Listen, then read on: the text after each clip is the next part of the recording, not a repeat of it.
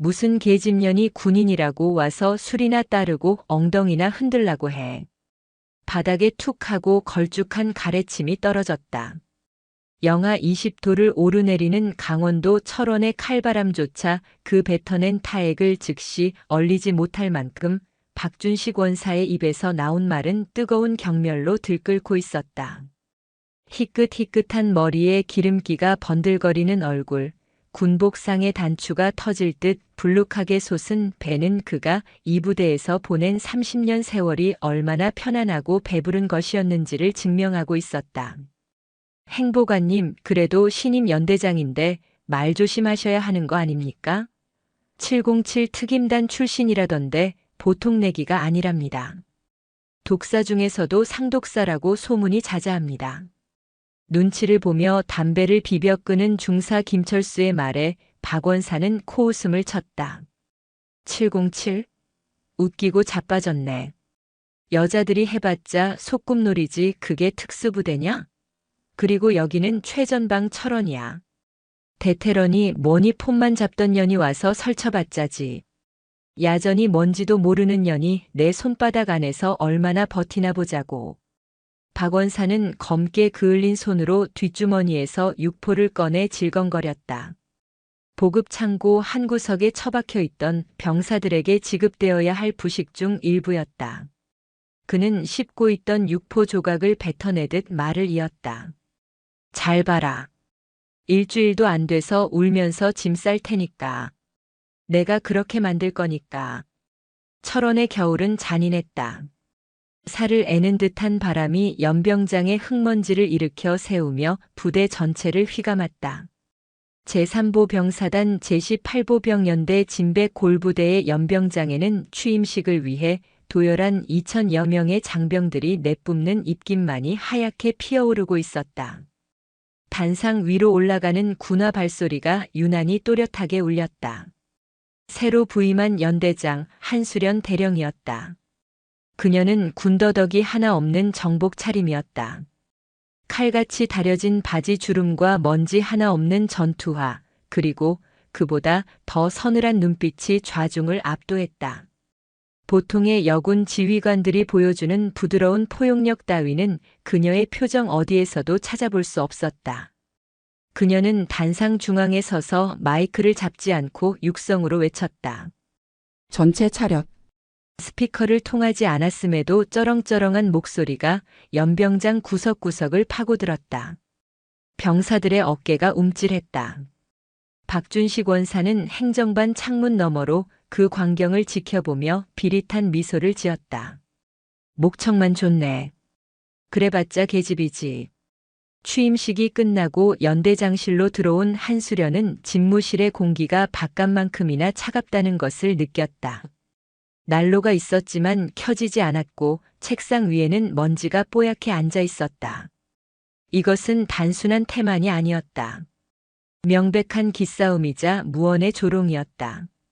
굴러온 돌이 감히 터줏대감을 건드리지 말라는 경고였다. 그녀는 가죽 장갑을 벗어 책상 위에 던져두고는 자리에 앉지 않고 창밖을 응시했다. 창밖으로는 병사들이 오들오들 떨며 제설 작업을 하고 있었다. 방한복을 제대로 갖춰 입은 병사는 손에 꼽을 정도였다. 입술이 파랗게 질린 병사들이 눈을 치우는 모습을 보며 한수련의 눈매가 가늘어졌다. 똑똑. 노크 소리와 함께 문이 열렸다. 박준식 원사가 넉살 좋은 미소를 띠며 들어왔다. 경례조차 생략한 채였다. 아이고 연대장님. 오시느라 고생하셨습니다. 여기 철원이 좀 춥죠? 여자가 지내기엔, 아니 여군이 지내기엔 아주 척박한 곳입니다. 한수련은 천천히 몸을 돌려 박원사를 바라봤다. 그녀의 눈동자는 감정이 배제된 채 깊고 어두웠다. 그녀는 박원사의 건방진 태도를 지적하는 대신 책상 위를 검지로 훑었다. 묻어난 회색 먼지를 박원사에게 보여주며 입을 열었다. 내 집무실 관리가 엉망이군. 보급관 소관 아닌가? 박원사는 짐짓 놀란 척하며 머리를 극적였다. 아, 요즘 애들이 빠져가지고 청소를 제대로 안 해놨나 봅니다. 제가 나중에 족치겠습니다. 근데 뭐 야전 지휘관이 이런 먼지 좀 있는 거 가지고 예민하게 구시면 병사들이 피곤해합니다. 대범하게 넘어가시죠. 말끝마다 묘하게 가시가 돋쳐 있었다. 예민하다, 피곤하다는 단어는 여성을 깎아내릴 때 주로 쓰는 비열한 수사였다. 한수련은 그 얄팍한 수를 꿰뚫어 보고 있었다. 자네 이름이 박준식인가? 네, 박준식 원사입니다. 이 연대에서만 30년 굴러먹은 터줏대감이죠. 전임 연대장님들도 다 저한테 물어보고 일 처리하셨습니다. 짬밥 무시 못하거든요. 그는 은근슬쩍 자신의 지위를 과시했다. 내가 계급은 높아도 실질적인 주인은 나라는 선전포고였다. 30년이라. 그 긴 시간 동안 배운 게 고작 먼지 쌓인 책상과 부실한 경례 자세인가? 한수련의 차가운 일갈에 박원사의 눈썹이 꿈틀했다. 그는 씹고 있던 껌을 혀로 굴리며 짝다리를 짚었다. 분위기가 순식간에 험악해졌다. 말씀이 좀 지나치시네. 저희 같은 부사관들이 바닥에서 기니까 장교님들이 편하게 지휘하는 겁니다. 서로 좋게 좋게 갑시다. 갓 부임해서 의욕 넘치는 건 알겠는데 여기는 707이 아닙니다. 사람 사는 냄새가 나는 곳이라고요. 박원사는 707이라는 단어에 힘을 주어 발음했다. 마치 그곳에서의 경력이 여기서는 아무 쓸모 없다는 듯이. 한수련은 그에게 다가갔다. 또각또각. 군화 소리가 박원사의 심장 박동 박자에 맞춰 귓가에 꽂혔다. 그녀는 박원사의 코앞까지 다가가 멈춰섰다.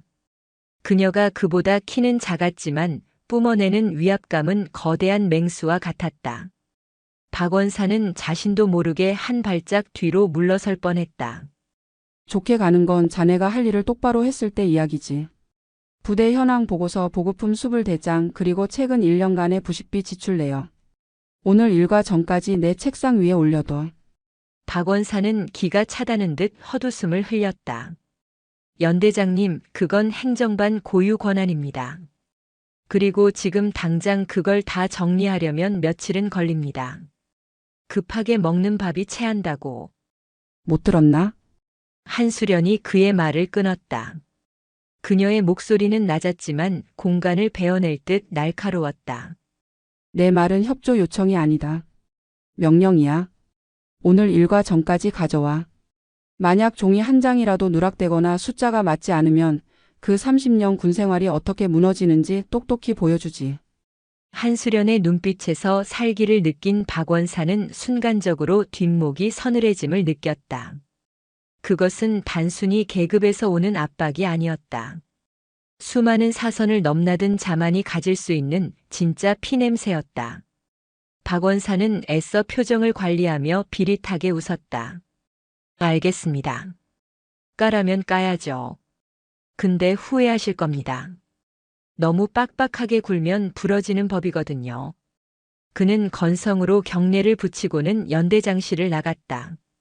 문이 닫히자마자 복도에서는 재수 없는 년 두고 보자라는 욕설이 들릴 듯 말 듯 작게 흘러나왔다. 한수련은 다시 창가로 돌아갔다. 연병장의 병사들은 여전히 낡고 얇은 방한복을 입고 추위에 떨고 있었다. 그녀의 시선이 날카롭게 빛났다. 쥐새끼 한 마리가 쌀독을 다 비우고 있었군. 그녀는 이미 알고 있었다. 부임하기 전부터 이 연대의 보급품이 인근 시장으로 흘러들어간다는 첩보를 육군본부 감찰실 동기에게서 전해 들은 상태였다. 박준식 원사, 그가 바로 몸통이었다. 같은 시각 행정반. 박 원사는 책상 위에 있던 서류 뭉치를 바닥에 내동댕이 쳤다. 아, 씨발. 어린 게 어디서 눈을 부라려. 야, 김중사. 김중사 어디 있어? 김철수 중사가 허둥지둥 뛰어왔다. 부르셨습니까, 행보관님? 야, 창고 장부 싹 다 가져와. 그리고 이중 장부 만든 거 있지? 그거 싹 다 파쇄해. 그리고 거래처 사장한테 전화해서 당분간 물건 못 뺀다고 전해.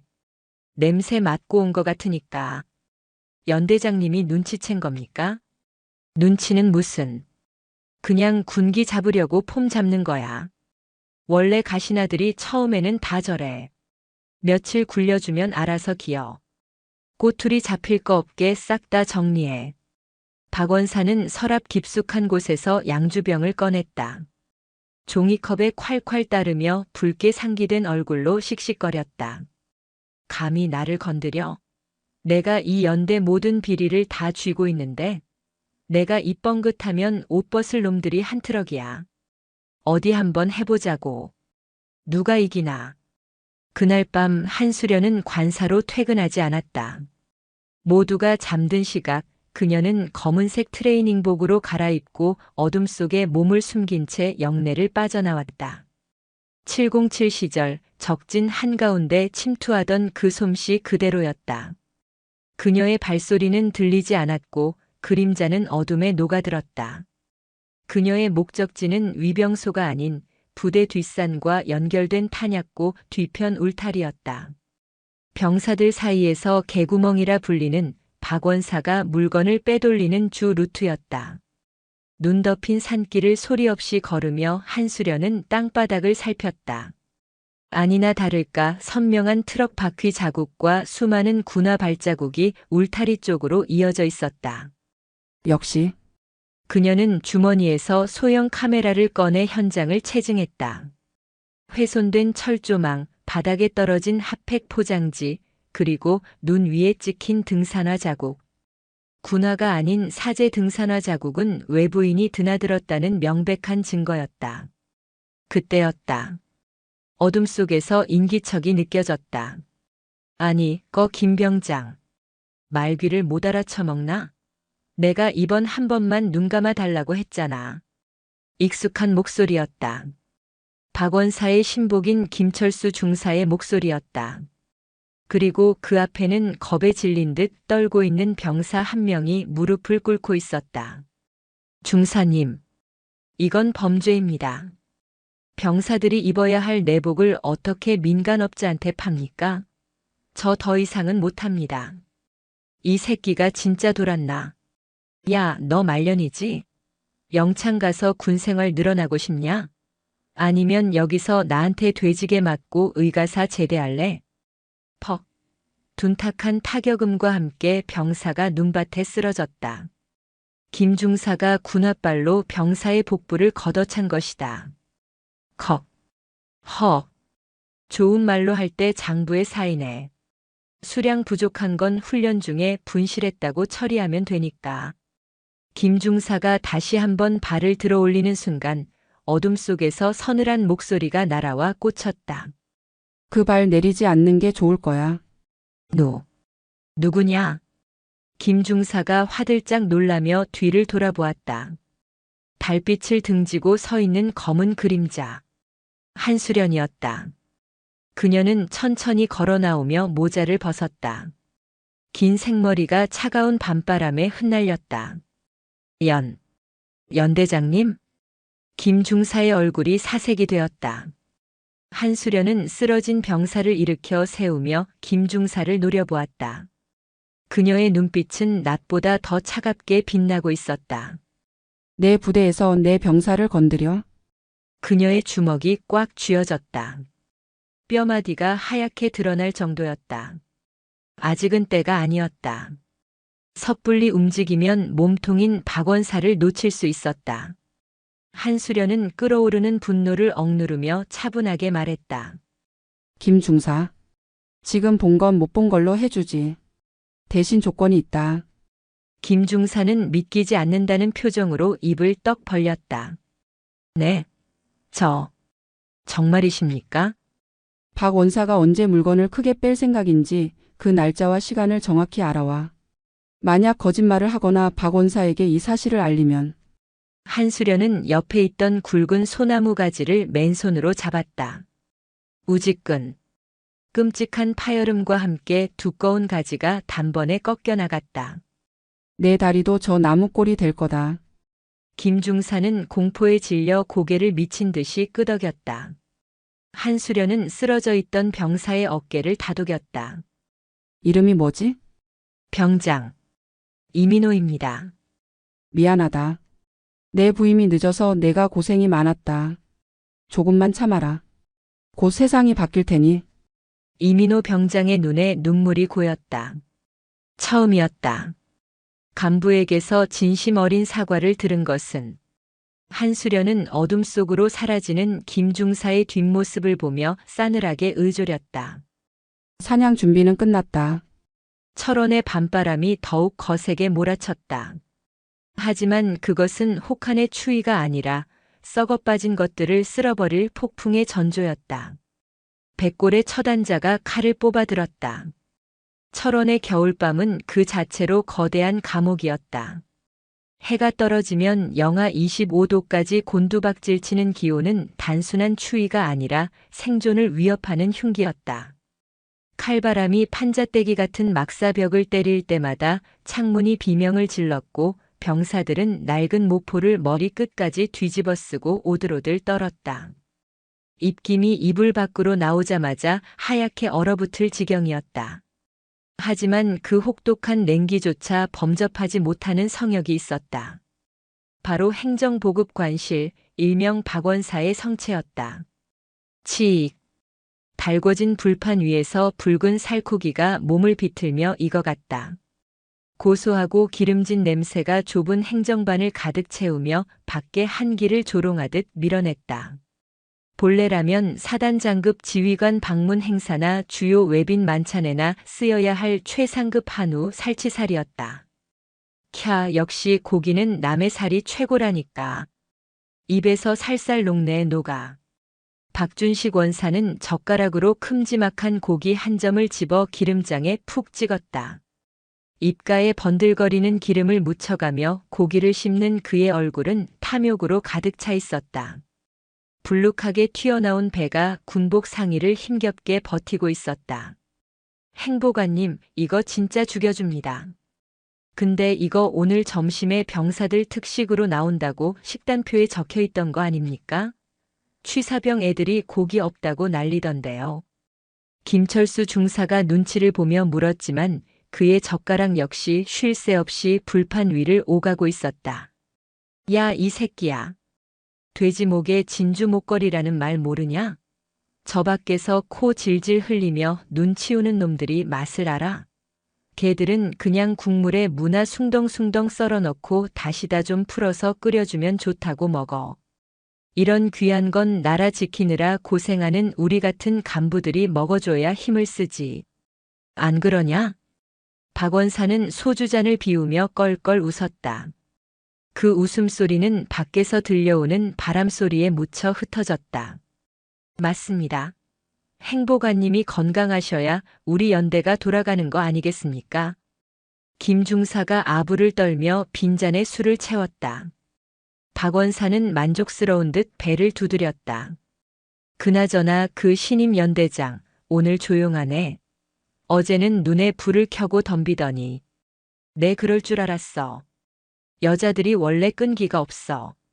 서류 몇 장 던져주니까 기가 질려서 나자빠진 거지. 그러게 말입니다.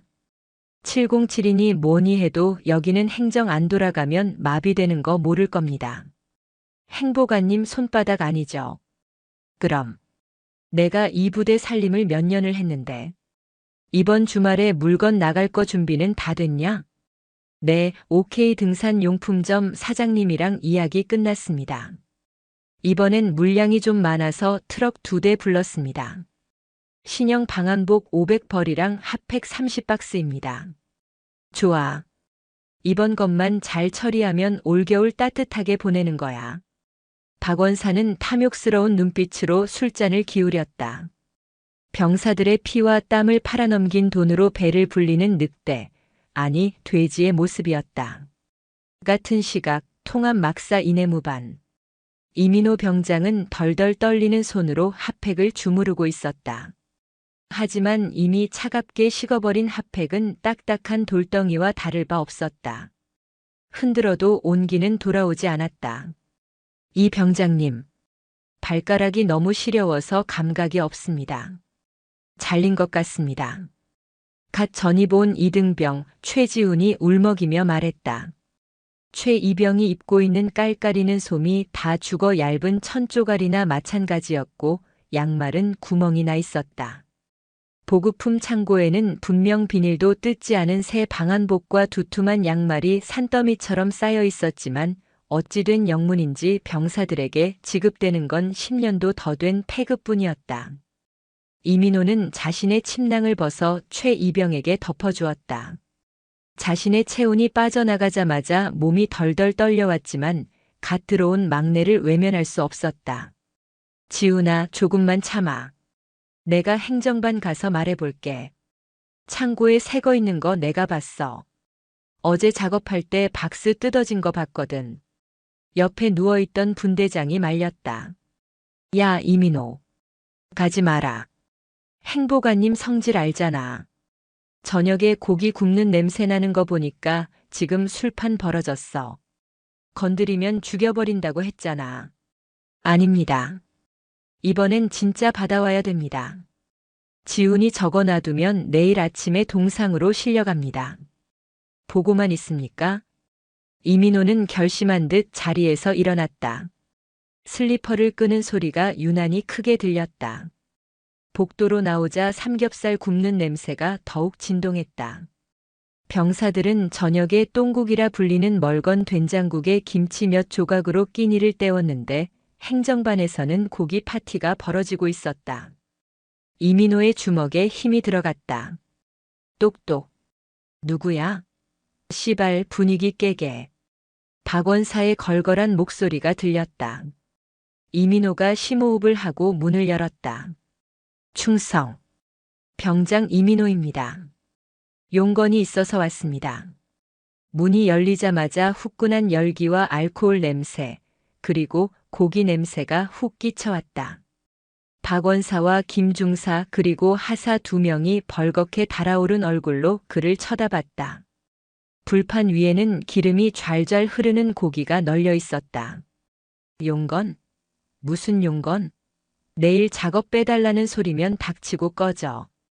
박원사가 이쑤시개로 이 사이를 쑤시며 거만하게 물었다. 아닙니다. 신병들 방한복 문제입니다. 지금 최지훈 이병이 입고 있는 것들이 너무 낡아서 보온이 전혀 안 됩니다. 발가락에 감각이 없다고 합니다. 창고에 있는 신형 방한복 지급을 부탁드립니다. 그리고 핫팩도 다 떨어져서. 쾅. 박원사가 주먹으로 책상을 내리쳤다. 불판 위에 고기가 튀어올랐다. 야, 이민호. 너 지금 나한테 지시하냐? 보급은 내가 알아서 해. 어디 병사 나부랭이가 보급관한테 이래라 저래라야? 지시가 아니라 건의입니다. 애들이 동상 걸리게 생겼습니다. 창고에 물건 쌓여 있는 거 다 아는데 왜 안 주시는 겁니까? 이민호도 물러서지 않고 소리쳤다. 순간 정적이 흘렀다. 박원사의 눈매가 뱀처럼 가늘어졌다. 그는 천천히 자리에서 일어나 이민호에게 다가갔다. 술 냄새가 확 풍겼다. 쌓여있다. 내가 창고를 봤어? 감히 허락도 없이 창고를 뒤져. 작업하다가 우연히 봤습니다. OK 등산 용품점 상표 붙은 박스에 옮겨 담고 계신 것도 봤습니다. 짝. 날카로운 파열음과 함께 이민호의 고개가 획 돌아갔다. 박원사의 투박한 손바닥이 이민호의 뺨을 강타한 것이다. 입안이 터져 비릿한 피맛이 났다. 이 새끼가 진짜 미쳤나? 야, 너 영창 가고 싶어? 상관 모독의 허위 사실 유포로 내가 너 군기 교육대 보내줄까? 말년이라고 눈에 뵈는 게 없지? 잘못된 걸 잘못됐다고 말하는 게 왜 영창감입니까? 저 고기도 병사들 거 아닙니까? 무릎 꿇어. 박원사가 낮게 으르렁거렸다. 못 들었어? 무릎 꿇으라고. 안 그러면 너뿐만 아니라 내 내무반 애들 전부 내일부터 완전 군장으로 연병장 돌릴 줄 알아. 최지훈이? 걔 동상 걸리기 전에 내가 얼차려로 다리병신 만들어줄까? 비열한 협박이었다. 자신 때문에 후임들이 고통받는 것을 볼 수 없었던 이민호는 입술을 깨물며 천천히 무릎을 꿇었다. 차가운 시멘트 바닥의 냉기가 무릎을 타고 올라왔다. 굴욕감이 전신을 휘감았다. 박원사는 먹다 남은 소주가 든 종이컵을 들었다. 그리고 이민호의 머리 위에 천천히 부었다. 주르륵. 차가운 소주가 머리카락을 타고 얼굴로 흘러내려 눈을 찔렀다. 알코올의 따가움보다 마음의 상처가 더 쓰라렸다. 정신 좀 차려라, 응? 사회 나가면 다 돈이야. 너희들이 입는 그 옷, 먹는 핫팩, 다 돈이라고. 군대에서 썩는 놈들이 좋은 거 써서 뭐하냐? 아껴서 나라 경제에 보탬이 돼야지. 안 그래, 김중사? 맞습니다. 이민호 병장이 아직 사회 물정을 모릅니다. 박원사는 낄낄거리며 이민호의 머리를 발로 툭툭 쳤다. 자, 나가봐. 기분 잡쳤네. 야, 김중사. 고기 더 올려. 맛 떨어지게 시리. 이민호가 젖은 얼굴을 닦지도 못한 채 비틀거리는 걸음으로 행정반을 나갔다. 문이 닫히는 순간까지 박원사의 조롱 섞인 웃음소리가 들려왔다. 박원사는 다시 자리에 앉아 고기를 뒤집었다. 하지만 그는 꿈에도 모르고 있었다.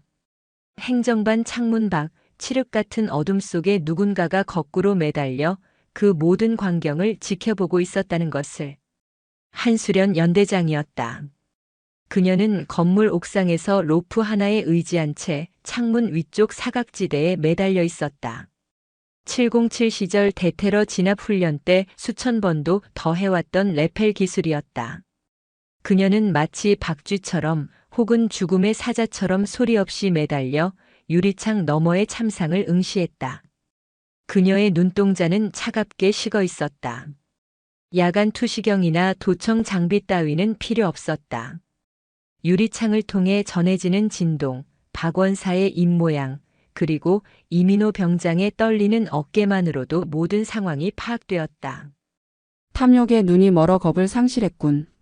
한수련의 입에서 하얀 입김이 뿜어져 나왔다. 그녀의 시선은 불판 위에서 타오르는 고기가 아니라 박원사의 목덜미에 고정되어 있었다. 당장이라도 창문을 깨고 들어가 저 돼지 같은 놈의 목을 비틀어버리고 싶은 충동이 일었다. 그녀의 손가락 끝이 옥상 난간을 으스러질 듯 움켜쥐었다. 하지만 그녀는 참았다. 단순한 폭력으로 제압하는 것은 707의 방식이 아니었다.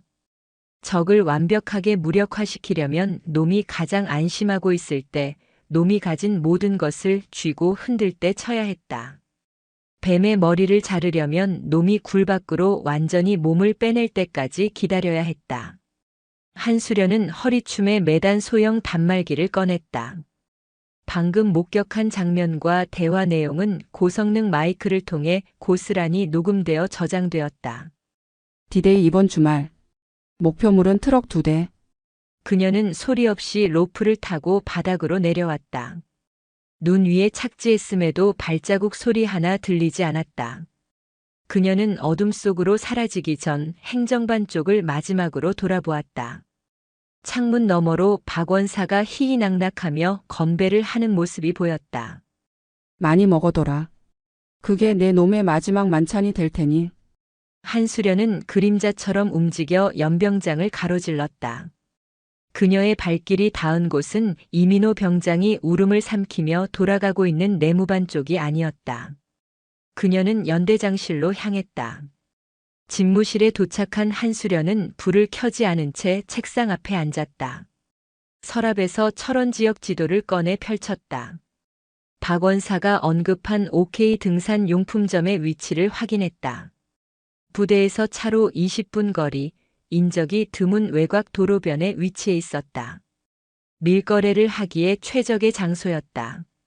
그녀는 지도 위에 붉은 펜으로 X 표시를 했다. 그리고 그 옆에 작게 메모했다. 작전명 돼지 사냥. 그때 주머니에 넣어둔 휴대전화가 진동했다. 어젯밤에 포섭했던 김철수 중사에게서 온 문자였다. 연대장님, 박원사가 이번 주 토요일 새벽 2시에 물건 뺍니다. 트럭 2대가 후문 탄약고 쪽으로 들어올 예정입니다. 저는 운전병 통제하라고 지시받았습니다. 한수련의 입가에 서늘한 미소가 번졌다. 덫은 놓였다. 이제 미끼를 물기만을 기다리면 되었다. 그녀는 책상 한 구석에 놓인 자신의 베레모를 집어들었다. 베레모에 붙은 은색 계급장이 달빛을 받아 날카롭게 번뜩였다. 박준식. 내가 30년 동안 쌓아 올린 그 더러운 성을 내가 단 하룻밤 만에 지옥으로 만들어주지. 한수련은 자리에서 일어났다. 그녀는 벽에 걸린 거울을 보며 매무새를 다듬었다. 거울 속에 비친 그녀의 눈은 이미 전쟁터에 나선 전사의 눈이었다. 자비 따위는 없었다. 오직 처단만이 있을 뿐. 밖에서는 다시 눈발이 굵어지고 있었다. 폭설이었다. 온 세상을 하얗게 뒤덮는 눈처럼 그녀의 복수도 이 부대의 모든 부정을 하얗게 덮어버릴 준비를 마쳤다. 폭풍 전야의 고요함이 진백골 연대를 감싸고 있었다. 결전의 날인 토요일이 밝았다. 하지만 철원의 하늘은 아침부터 잔뜩 찌푸려 있었다. 금방이라도 폭설을 쏟아낼 듯 무겁게 내려앉은 회색 구름은 제18보병 연대 전체를 짓누르고 있었다. 그 음산한 분위기 속에서도 박준식 원사의 콧노래 소리만은 행정반을 가볍게 떠다녔다. 닐리리야 닐리리야 니나노. 박 원사는 뜨거운 믹스 커피를 후루룩 마시며 창밖을 내다봤다. 병사들은 연병장에 쌓인 눈을 치우느라 허리가 휘어질 지경이었지만 그의 눈에는 그저 배경화면 속 개미들처럼 보일 뿐이었다. 행보관님, 기분이 아주 좋아 보이십니다. 김철수 중사가 짐짓 아무것도 모르는 척 물었다. 김 중사의 눈밑은 퀭했다. 어젯밤 한수련 연대장에게 약점을 잡히고 이중 간첩 노릇을 하게 된 스트레스 때문이었다. 하지만 박 원사는 김 중사의 안색 따위는 살필 겨를이 없었다. 오늘 밤이면 거금이 손에 들어오기 때문이었다. 야, 김 중사. 오늘 밤이 디데이잖아. 이번 것만 잘 넘기면 내가 너 차 한 대 뽑아준다니까? 요즘 젊은 애들 타는 그 뭐냐 외제차 있잖아. 아, 예. 감사합니다. 그러니까 오늘 애들 단속 잘해. 불침번 근무자들 싹 다 우리 라인 애들로 깔아두고. 특히 위병소 말고 후문 탄약고 쪽 초소 비워두는 거 잊지 말고. 걱정 마십시오. 탄약고 근무자는 오늘 배탈 나서 의무대 갔다고 처리하고 비워뒀습니다. 순찰 코스도 다 조정해놨고요. 역시 김 중사야. 일머리가 있어. 그 707인지 808인지 하는 연대장은 뭐하냐? 박 원사가 턱짓으로 연대장실 쪽을 가리켰다. 아침부터 안 보이시던데요? 아마 관사에서 쉬시는 것 같습니다. 어제 저녁에 몸살기가 좀 있다고 당번병한테 약 받아오라고 시키셨답니다. 크하, 거 봐. 내가 뭘 했어. 계집애라 여기 추위 못 견딘다니까. 골골대면서 이불 속에 처박혀 있겠구먼. 아주 딱 좋아. 하늘이 우리를 돕는 거야. 박 원사는 무릎을 탁 치며 즐거워했다. 한수련이 감기 몸살로 누워있다는 보고는 그에게 있어 최고의 청신호였다. 늑대가 잠든 사이 살찐 돼지는 마음껏 먹이를 훔쳐낼 생각에 부풀어 있었다. 하지만 박 원사의 예상은 완벽하게 빗나갔다. 그 시각 한수련은 관사의 따뜻한 이불 속이 아닌 연대 뒷산의 가파른 능선 위에 서 있었다. 칼바람이 그녀의 뺨을 때렸지만 그녀는 미동조차 하지 않았다. 그녀의 몸에는 두꺼운 방한복 대신 활동성이 좋은 얇은 검은색 전술 슈트만이 걸쳐져 있었다. 그녀는 산 정상에서 연대 전체를 내려다보고 있었다. 707 특임단 시절부터 몸에 밴 습관이었다. 작전 지역의 지형지물을 머릿속에 완벽하게 그려넣는 것. 쥐새끼들이 빠져나갈 구멍은 하나도 남기지 않는다. 그녀의 눈이 타냐고 뒤편의 울타리를 향했다. 박 원사가 트럭을 대기로 한 장소였다. 길은 좁고 험했지만 사륜 구동 트럭이라면 충분히 접근할 수 있는 루트였다. 한수련은 머릿속으로 시뮬레이션을 돌렸다. 트럭의 진입각도, 적들의 예상 인원, 그리고 제압하는 데 걸리는 시간. 그녀는 나무 둥치를 가볍게 박차고 내려갔다. 눈 덮인 산비탈을 미끄러지듯 내려가는 그녀의 움직임은 사람이 아니라 짐승의 그것에 가까웠다. 나뭇가지가 옷깃을 스치는 소리조차 나지 않았다. 오후가 되자 눈발이 날리기 시작했다. 점호가 끝날 무렵에는 한방눈으로 변해 시야를 가렸다. 연대장실로 돌아온 한수련은 불을 켜지 않고 의자에 앉아 있었다. 어둠 속에서 그녀는 자신의 전투화 끈을 단단히 동여맸다. 그리고 서랍에서 가죽 장갑을 꺼내 꼈다. 손가락 관절을 꺾자 뚝뚝 하는 소리가 정적을 깨뜨렸다. 오후 10시. 취침 나팔 소리가 울려 퍼졌다. 병사들은 고단한 하루를 마무리하며 잠자리에 들었다. 하지만 잠들지 못한 이들이 있었다. 행정반의 박원사는 회심의 미소를 지으며 시계를 확인했다. 불침번 근무를 서는 김철수 중사는 식은땀을 흘리며 복도를 서성거렸다. 그리고 한수련은 연대장실의 창문을 열고 어둠 속으로 몸을 던졌다. 3층 높이였지만 그녀는 아무런 장비 없이 배수관을 타고 소리 없이 내려왔다. 눈 위에 착지한 그녀는 그림자처럼 탄약고 쪽으로 이동했다. 그녀의 손에는 무기 대신 굵은 로프 한 줄이 들려 있었다. 탄약고 뒤편 숲속에 몸을 숨긴 한수련은 호흡을 죽였다. 자신의 심장 소리마저 통제하며 주위의 모든 소리에 귀를 기울였다. 눈 내리는 소리, 바람 소리, 그리고 멀리서 들려오는 엔진 소리. 부웅, 부웅. 새벽 1시 50분. 예상보다 10분 일찍 목표물이 나타났다. 헤드라이트를 끈 채 미등만 켠 2.5톤 트럭 2대가 눈길을 헤치고 울타리 쪽으로 접근했다. 왔군. 한수련의 눈이 어둠 속에서 푸르게 번뜩였다. 그녀는 사냥감이 덧 깊숙이 들어오기를 기다렸다. 섣부른 공격은 금물이었다. 현장을 완벽하게 덮쳐야만 했다.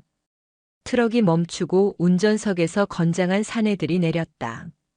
등산용품점 사장이 보낸 깡패들이었다.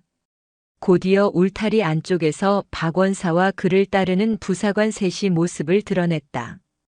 그들은 미리 절단해둔 철조망을 걷어내고 트럭에 길을 터주었다. 아이고 사장님, 오시느라 고생했습니다. 눈길이라 빡세셨죠? 박원사가 굽신거리며 트럭 조수석에서 내린 남자에게 인사를 건넸다. 덩치가 공만하고 목에 굵은 금목걸이를 한 남자, 일명 독사라 불리는 지역 조폭 우두머리였다. 박원사, 물건은 확실해? 눈도 오는데 헛걸음하게 하면 재미없어. 확실하죠. 신형 방한복 500벌, 핫팩 30박스, 거기다 A급 전투화 100조까지 싹 챙겨놨습니다. 오늘 한탕 크게 하시는 겁니다. 좋아. 애들 시켜서 빨리 실어.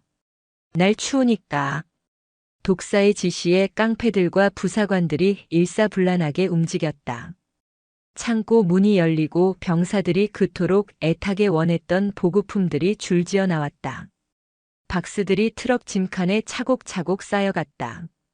박원사는 그 모습을 보며 침을 삼켰다. 저게 다 돈이었다. 트럭 한 대분만 팔아도 연봉의 절반이 넘는 돈이 생긴다.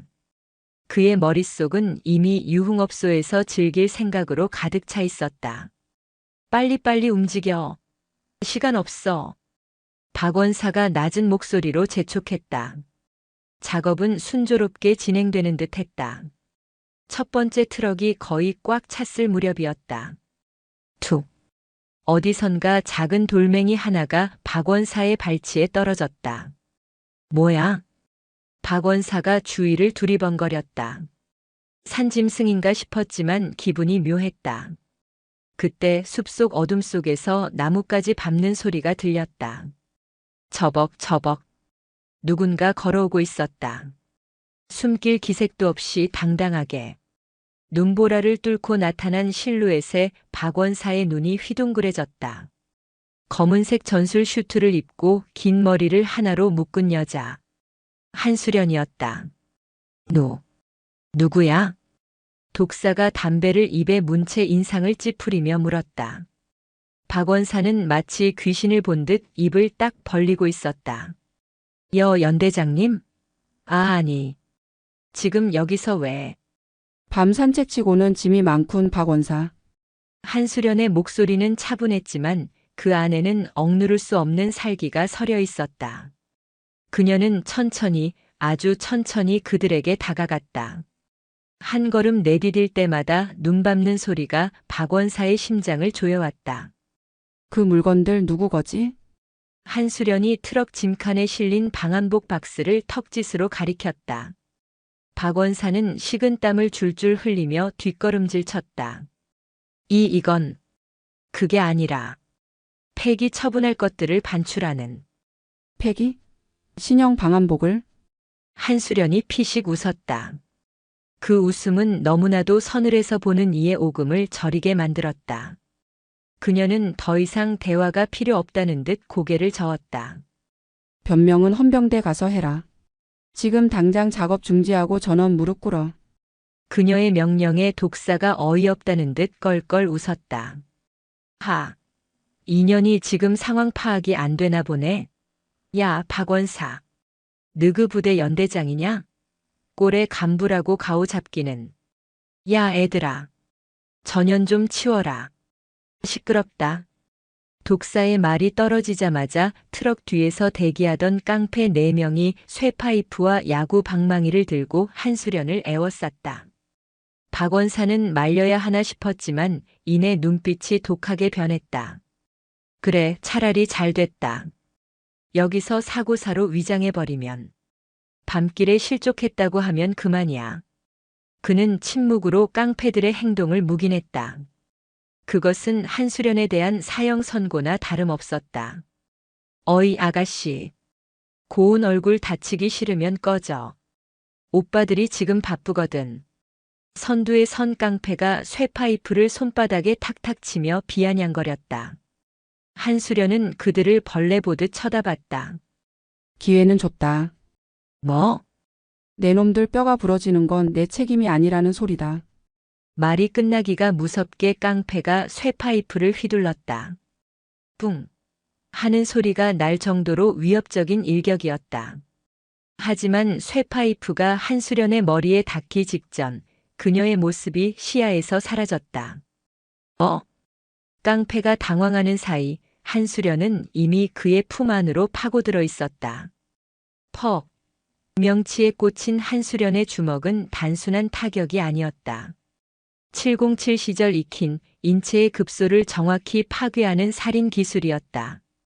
깡패는 비명조차 지르지 못한 채 숨을 헐떡이며 바닥에 고꾸라졌다. 입에서 거품이 흘러나왔다. 나머지 셋이 당황하여 동시에 덤벼들었다. 인연이 야구 방망이가 허공을 갈랐다. 한수련은 상체를 가볍게 뒤로 젖혀 피한 뒤 방망이를 쥔 놈의 손목을 낚아챘다. 우두둑. 소름 끼치는 뼈 부러지는 소리와 함께 놈의 팔이 기이한 각도로 꺾였다. 그녀는 비명을 지르는 놈의 멱살을 잡아 그대로 옆에 있던 놈에게 집어던졌다. 두 거구가 서로 부딪히며 눈밭에 뒹굴었다. 마지막 남은 한 명이 겁에 질려 주춤하는 사이 한수련의 돌려차기가 그의 턱에 정확히 장렬했다. 쾅! 마치 트럭에 치인 듯 깡패의 몸이 붕 떠서 트럭 짐칸에 처박혔다. 순식간이었다. 건장한 성인 남성 4명이 바닥을 기는데 걸린 시간은 10초도 되지 않았다. 정적이 흘렀다. 바람 소리마저 멈춘 듯 했다. 박원사와 부사관들은 다리가 풀려 주저앉기 일보 직전이었다. 독사는 담배를 떨어뜨렸다. 뭐야? 전연. 한수련은 흐트러진 옷매무새를 다듬으며 독사를 향해 걸어갔다. 다음은 내 차례인가? 독사는 황급히 트럭 운전석 밑에서 사시미 칼을 꺼내 들었다. 오지 마. 오면 쑤셔버린다. 내가 이 바닥에서 칼잡이로. 슈. 한수련은 대구 대신 바닥에 떨어진 쇠파이프를 발로 차올려 손에 잡았다. 그리고 망설임 없이 독사를 향해 던졌다. 창처럼 날아간 쇠파이프는 독사가 들고 있던 칼날을 정확히 때렸다. 챙강! 하는 소리와 함께 칼이 튕겨나갔다. 독사가 빈손을 쳐다보며 멍해 있는 사이 한수련은 이미 그의 코앞에 당도해 있었다. 군인을 상대로 칼을 들어 간이 배 밖으로 나왔군. 그녀의 손바닥이 독사의 턱을 올려쳤다. 독사의 고개가 젖혀짐과 동시에 그녀의 무릎이 그의 복부를 강타했다. 하는 소리와 함께 거구의 독사가 새우처럼 몸을 웅크리며 쓰러졌다. 상황 종료. 한수련은 쓰러진 깡패들을 뒤로하고 사시나무 떨듯 떨고 있는 박원사에게 시선을 돌렸다. 박준식 원사. 여단. 아니 연대장님. 저는 시켜서. 협박당해서. 박원사는 비굴하게 무릎을 꿇고 손이 발이 되도록 빌었다. 방금 전까지 릴리리아를 부르던 기세는 온데간데 없었다. 한수련은 그에게 다가가 쭈그리고 앉았다. 그녀의 눈높이가 박원사와 맞춰졌다. 시키는 대로 했다. 누가? 돈이? 아니면 내 그 더러운 탐욕이? 한 번만 봐주십시오. 제가 30년을 이 부대에 바쳤습니다. 퇴직금이 얼마 안 남았습니다. 제발. 30년. 그래, 그 긴 시간 동안 내가 갉아먹은 게 병사들의 피와 살이라는 건 알고 있나? 이 추운 날씨에 얇은 옷 입고 떨던 병사들, 내가 뺏어간 핫팩이 없어서 동상 걸린 손발. 그건 생각 안 해봤나? 한수련은 박원사의 멱살을 잡고 일으켜 세웠다. 그리고 그를 트럭 짐칸 쪽으로 끌고 갔다. 똑똑히 봐라. 그녀는 트럭 짐칸에 실린 박스를 뜯어 그 안의 내용물을 바닥에 쏟아부었다. 눈 위에 흩어지는 하얀 방한복과 핫팩들. 이건 내 돈이 아니라 내 부하들의 생명이다.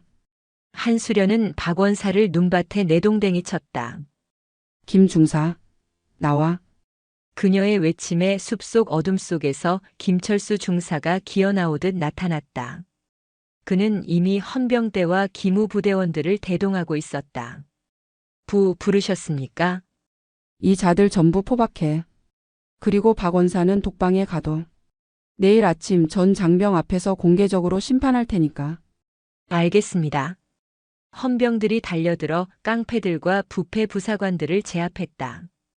박원사는 수갑이 채워지는 순간까지도 한수련을 노려보며 악을 썼다. 이건 모함이야. 내가 누군지 알아? 내가 가만히 있을 것 같아? 내 뒤에 누가 있는지 알면 넌 끝이야. 한수련은 끌려가는 박원사에게 다가가 나직하게, 하지만 모두가 들을 수 있도록 또렷하게 말했다. 내 뒤에 누가 있든 상관없다. 내 뒤에는 2,000명의 백골 용사들이 있으니까. 그리고 그녀는 박원사의 귓가에 속삭였다. 내가 바로 그 707이다. 지옥에 온 걸 환영한다, 박준식.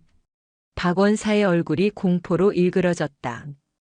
그는 비명을 지르며 헌병차에 실려갔다.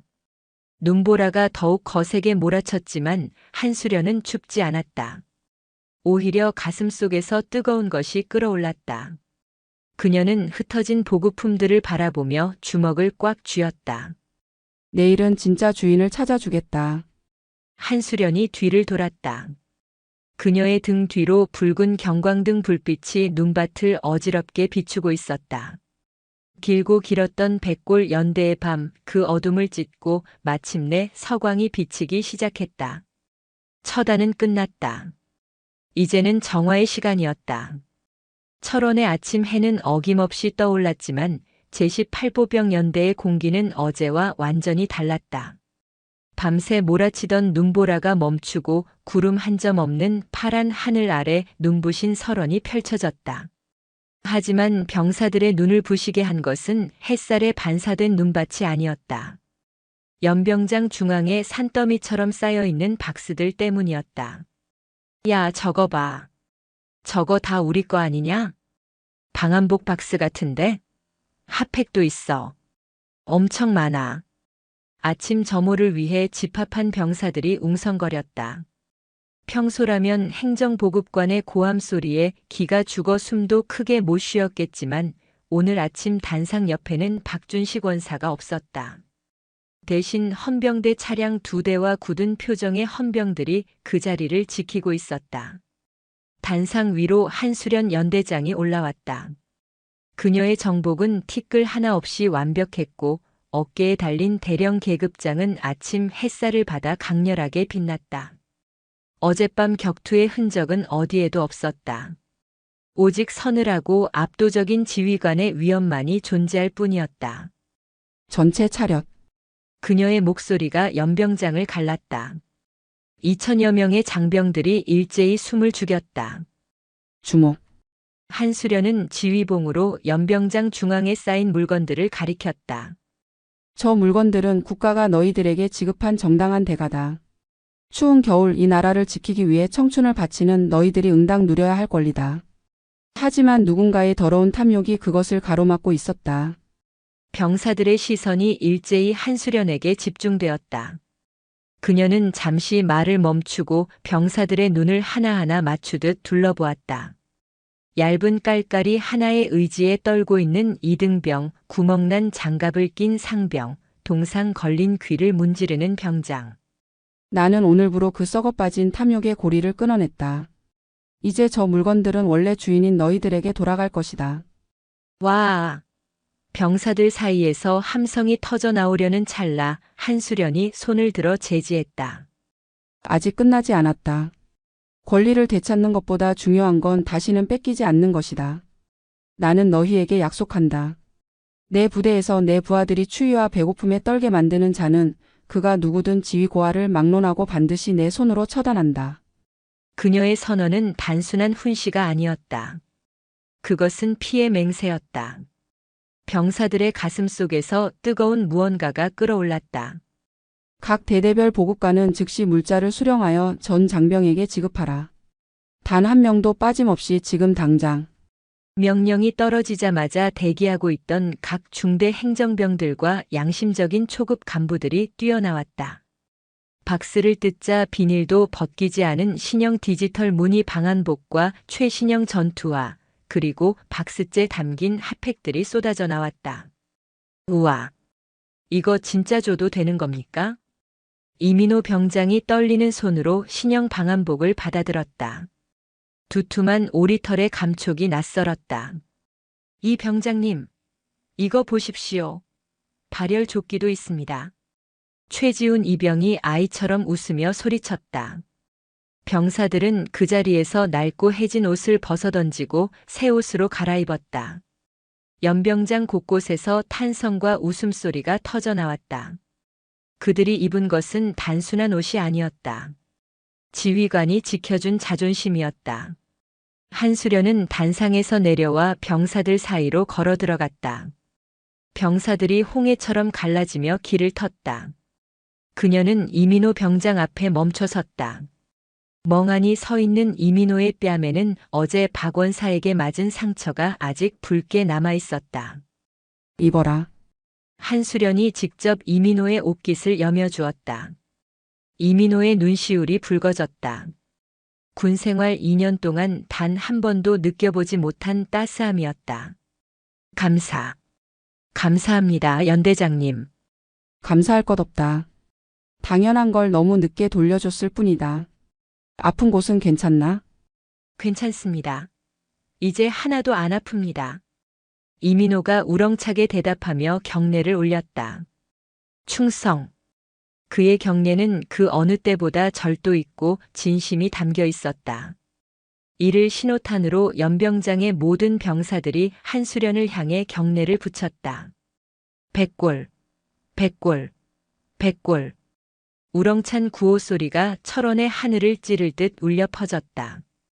그것은 강요된 충성이 아니었다. 진정한 리더를 만난 사나이들의 포효였다. 하지만 그 환호의 뒤편 그늘진 곳에서는 공포에 질린 눈빛들이 있었다. 박원사의 콩고물을 받아먹으며 비리에 동조했던 부사관들이었다. 그들은 헌병들이 연병장 외곽을 포위하고 있다는 사실을 깨닫고 사색이 되어 있었다. 한수련의 시선이 그들을 향했다. 자, 이제 밥상을 차렸으니 설거지를 해야겠지. 그녀의 눈빛이 다시 차갑게 돌변했다. 호명하는 인원은 앞으로 나온다. 군수과장 김대위, 이중대 행보관 최상사, 삼중대 행보관 이상사, 그리고 연대 주임원사. 이름이 불릴 때마다 대열이 술렁거렸다. 불려나온 간부들은 다리가 풀려 비틀거렸다. 특히 박원사와 형님 동생 하며 지내던 주임원사의 얼굴은 흑빛이 되어 있었다. 너희들은 박준식 원사의 비리를 알고도 묵인하거나 적극적으로 가담하여 부당 이득을 취했다. 증거는 이미 확보되었다. 한수련은 김철수 중사가 제출한 이중 장부와 녹취록 사본을 들어보였다. 군인의 본분을 망각하고 부하들의 고열을 빤 죄, 군법에 따라 엄중히 다스리겠다. 전원 구속 수사한다. 연대장님, 저는 억울합니다. 박원사가 시켜서 어쩔 수 없이.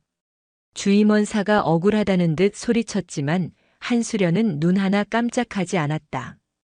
변명은 재판장에서 해라. 헌병대 연행해. 철컹. 수갑 채워지는 소리가 연달아 들렸다. 병사들이 보는 앞에서 부대 내 실세들이 줄줄이 끌려가는 모습은 충격 그 자체였다. 하지만 그 충격은 이내 통쾌함으로 바뀌었다.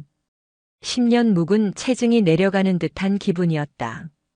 한수련은 끌려가는 그들의 뒷모습을 보며 나직이 은조렸다. 썩은 살은 도려내야 새 살이 돋는 법. 연대장은 단순히 물건을 찾아준 것이 아니었다. 부대의 정의를 바로 세운 것이다. 그날 제18보병 연대의 겨울은 비로소 끝이 났다. 비록 날씨는 여전히 영하의 추위였지만 병사들의 가슴 속에는 뜨거운 봄이 찾아오고 있었다. 4단 헌병대 조사실. 창문 하나 없는 밀실의 공기는 무겁고 탁했다.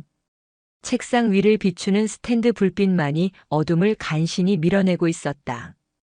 그 불빛 아래 초라한 몰골의 남자가 앉아 있었다. 박준식 원사였다. 하루 전만 해도 부대를 호령하던 그의 위세는 온데간데 없었다. 기름지던 얼굴은 수염이 거뭇하게 올라와 까칠했고 눈밑은 퀭하게 꺼져 있었다. 하지만 그의 눈빛만은 여전히 도끼로 번들거렸다. 야, 물 안 줘? 사람을 이렇게 가둬놓고 물도 안 주는 게 말이 돼? 내가 누군지 알아? 사단장님하고도 형 동생 하는 사이야. 박원사가 수갑찬 손으로 책상을 탕탕 치며 고함을 질렀다. 문을 지키던 헌병이 무심하게 대꾸했다. 조용히 하십시오. 곧 조사관님 오십니다. 조사관이고 나발이고 연대장 오라 그래. 그 계집. 아니, 그 한수련이 데려오라고. 그때 육중한 철문이 열렸다. 박원사의 시선이 문 쪽으로 쏠렸다. 군화 발소리가 또각또각 울리며 조사실 안으로 들어왔다. 한수련이었다. 그녀는 조사관석에 앉는 대신 팔짱을 끼고 박원사를 내려다보았다. 목소리가 큰 걸 보니 아직 살만한가 보군. 연대장님, 아니 한대령님. 뭔가 착각하시는 것 같은데 이거 감당하실 수 있겠습니까? 내가 입 열면 연대장님 옷 벗는 걸로 안 끝납니다.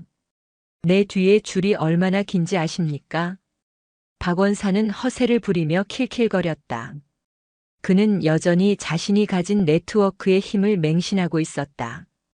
등산 용품점 사장과의 커넥션, 그리고 그 뒤에 있는 지역 유지들과 일부 부패한 장교들. 그 사슬이 자신을 지켜줄 것이라 믿었다. 한수련은 픽 웃으며 품에서 서류 봉투 하나를 꺼내 책상 위에 던졌다. 내가 믿는 줄이 이거였나? 박원사는 떨리는 손으로 봉투를 열었다. 그 안에서 쏟아져 나온 것은 사진들이었다. 등산용품점 사장이 긴급 체포되는 장면, 깡패 두목 독사가 병원 침대에서 수갑을 찬 채 진술하는 모습, 그리고 박원사의 차명 계좌 내역이 적힌 은행 거래 명세서.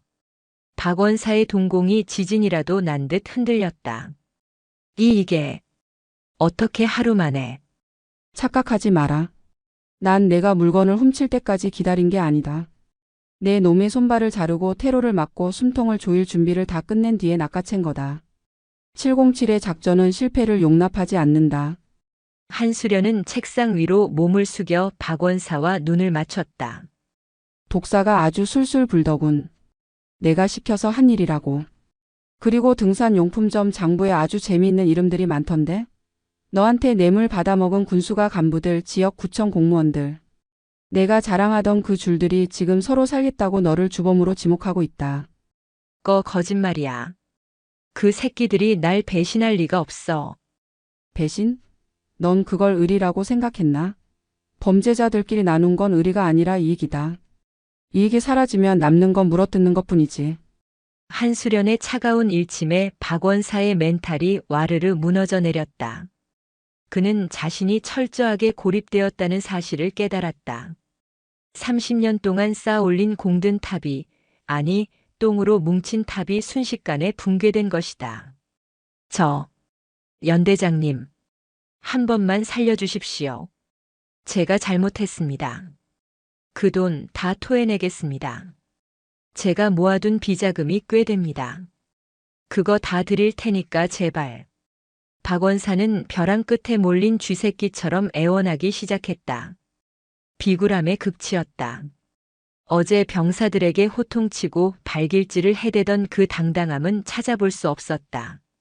한수련은 경멸 어린 눈빛으로 그를 바라보았다. 돈? 그 돈으로 뭘 할 수 있지? 뭐든지 할 수 있습니다. 연대장님 진급 로비도 해드릴 수 있고 편안하게 노후 보내시게. 쾅! 한수련의 주먹이 책상을 강타했다. 강철 책상이 찌그러질 정도의 위력이었다. 박원사는 비명을 지르며 의자째 뒤로 넘어갔다. 역겹군. 한수련은 넘어진 박원사의 멱살을 잡아 끌어올렸다. 그녀의 악력에 박원사의 숨이 턱턱 막혔다. 잘 들어라, 박준식. 군복은 상인의 장사복이 아니다. 내가 횡령한 건 돈이 아니라 명예다. 그리고 내가 짓밟은 건 병사들의 애국심이다. 그 죄는 돈으로 씻을 수 없다. 그녀는 박원사를 쓰레기처럼 바닥에 던져버렸다. 내 놈은 군사 재판에서 최고형을 받게 될 거다. 연금 박탈은 물론이고 남은 평생 감옥에서 썩게 만들어주지. 내가 그토록 무시했던 병사들이 전역해서 사회의 기둥이 될 때 너는 차가운 감방 바닥에서 내가 저지른 죄를 씹으며 후회하게 될 거다. 한수련은 뒤도 돌아보지 않고 조사실 문을 향해 걸어갔다. 잠깐만요. 연대장님, 잘못했습니다. 제발. 박원사의 처절한 절규가 등 뒤에서 들려왔지만 한수련의 걸음은 멈추지 않았다. 그녀는 문을 열고 나가며 대기하던 헌병 수사관에게 짧게 지시했다. 탈탈 털어. 먼지 하나 남기지 말고. 10원짜리 하나까지 다 찾아내. 알겠습니다. 조사실 문이 닫히며 박원사의 울음소리가 차단되었다. 복도로 나온 한수련은 깊은 숨을 들이마셨다. 퀴퀴한 곰팡이 냄새 대신 차갑지만 상쾌한 바깥 공기가 느껴졌다. 그녀는 휴대전화를 꺼냈다. 부관에게서 문자가 와 있었다. 연대장님, 보급품 지급 완료되었습니다. 병사들 사기가 하늘을 찌릅니다. 그리고 사단장님께서 이번 건으로 격려 전화 주신다고 합니다. 한수련의 입가에 옅은 미소가 번졌다.